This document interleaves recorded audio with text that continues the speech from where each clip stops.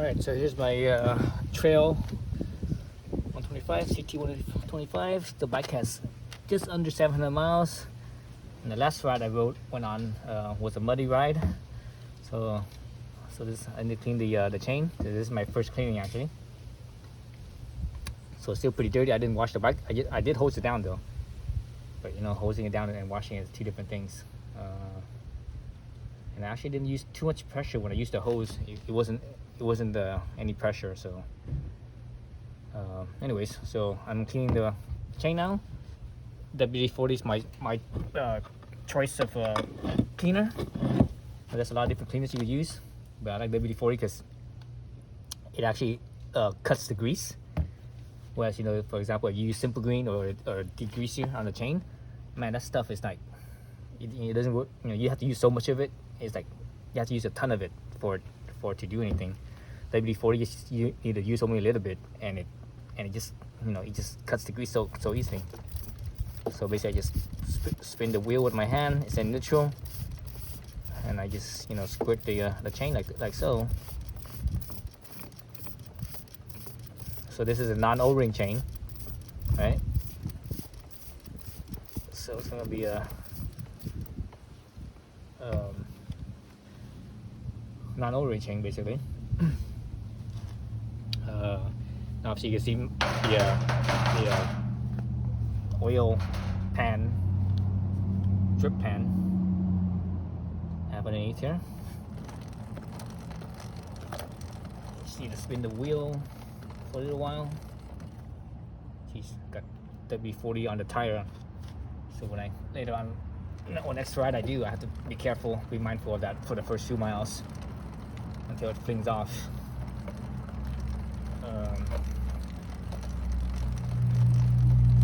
See that, and give it a few minutes to let the WD-40 soak in into the nooks and crannies.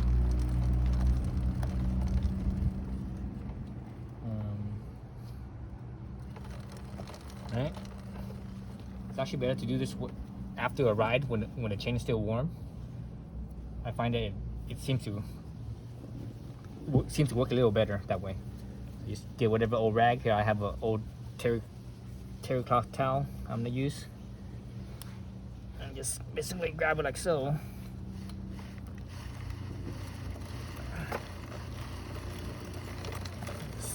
Spin it a few times. Move your location on a towel to a different spot, cleaner spot. Just keep on doing that.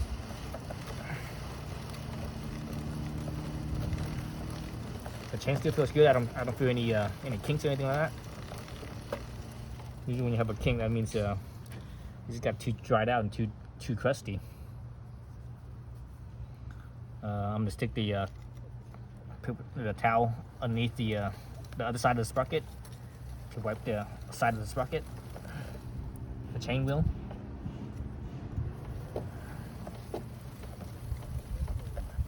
That's that side. No, and you get the this side. I don't know why Honda seems like all the new Hondas now, they have this little guard here that's on the chain, you know, the rear sprocket, the chain wheel. I don't know why Honda did that. All of my Hondas have that now. All four of them. My Trail 125, the Super Cub has it, the Monkey has it, even my CB300 has it. It's kind of annoying.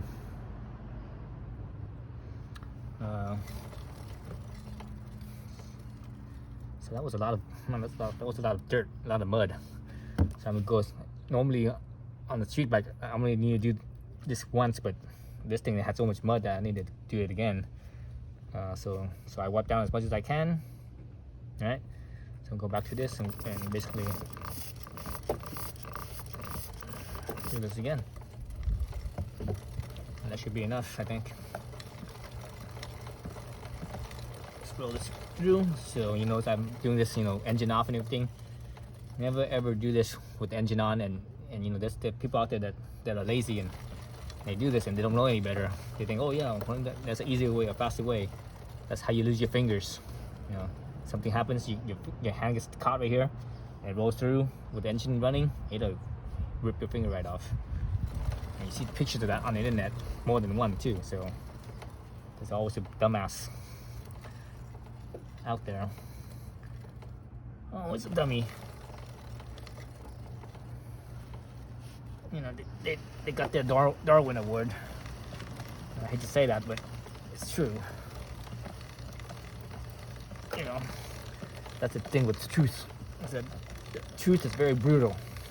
Honesty is very brutal. It's not sweet like lies are. You know, lies are sweet. That's why people like to listen to lies, because lies are always sweet, whereas truth is always harsh and brutal, and people don't like to, you know, don't like to hear the truth. And essentially, you know, just like Jack Nicholson said in that Tom Cruise movie, you can't handle the truth. That's what most people, they can't handle the truth. That's the reality of it. Oh shit! My thumb just got caught right there. Just like doing this, just that right there alone. See? Now if the engine was running, man, I would have lost my thumb.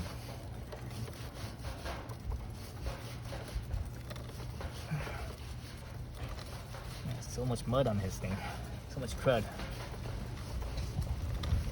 So after I do this, hopefully I have a chance to.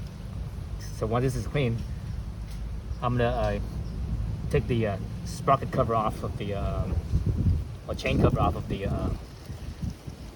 Super Cub, and I'm gonna test fit it and see how much clearance and how much room I have. So that's pretty good. I might do one more just because there's so much mud. I can still see all the mud. And the other things that the original grease that they used on the chain, it's also really thick too. It's not like an oil. It's like seems like they're using a grease. So it's all usually very thick and crusty. So I was looking for the master link. So that I like to start where the master link is. That way I don't lose my place.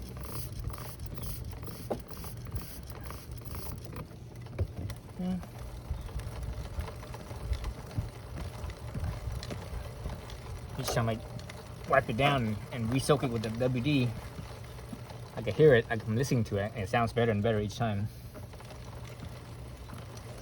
Sounds smoother. Seems like it rolls smoother a little bit too.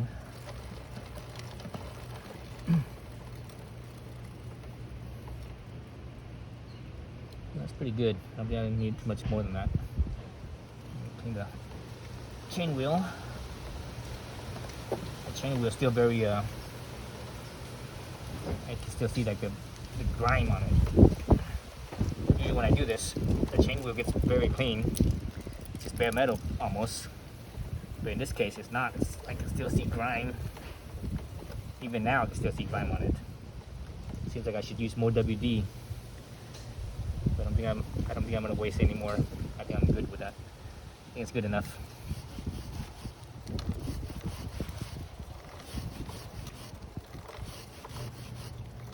So yeah, I don't use any type of brush or anything like that, because I think a brush would just push the grit into the crevice even more. So I prefer to use a rag, wipe it a little bit, and move to a clean spot, then wipe it some more, and keep on moving to a clean spot. That keeps it cleaner, I think. You don't have to push all the grit into the crevice.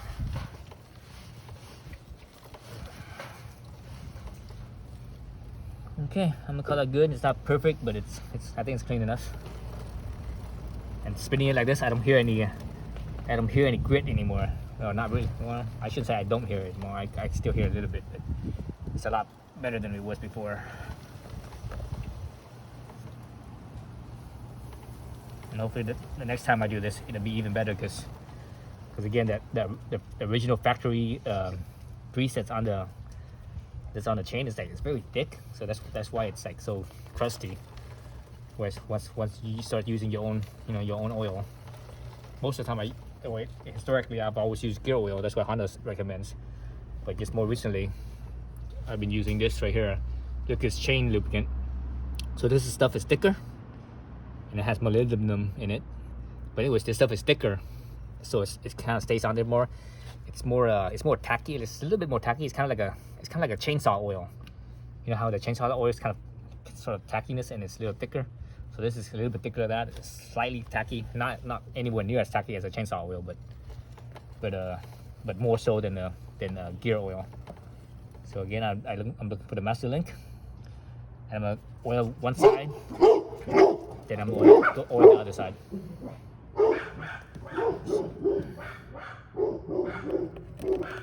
It's always drama with the dogs.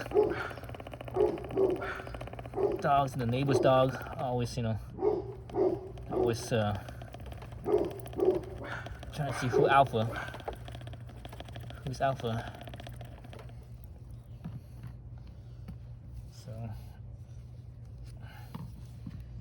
So you guys will always hear dogs yakking and neighbors mowing the lawns or whatever.